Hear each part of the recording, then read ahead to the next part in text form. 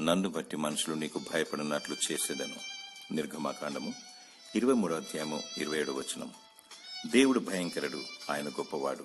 దేవుడు ఆకాశమందు గర్జన చేసెను, సర్వోన్నతుడు తన ఉరుము ధ్వని పుట్టించెను. వడగండ్లను మండుచున్న నిప్పులను రాలెను. సృష్టి ఆయనకు భయపడుతుంది. ప్రభు అయిన యేసుక్రీస్తు మొదటి రాకలు గొర్రె పిల్లల వచ్చి సిలువలో చనిపోయి తిరిగి లేచాడు. ఆయన మరల తన వధువు కొరకు రానేన్నాడు. మరియు తీర్పు తీర్చుటకు అగ్ని నేత్రములతో అపరంజి పాదములతో దేవుడు రానేన్నాడు. అది చూచి సకల జనులు రొమ్ము కొట్టుకొందురు.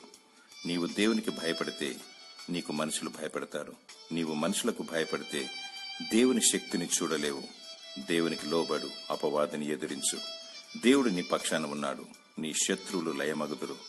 దేవుని స్తుతించు, విజయము సాధించు. దేవుడు నీకు ధైర్యం గల ఆత్మను దయచేసి నిన్ను వర్ధిల్ల చేయునుగాక.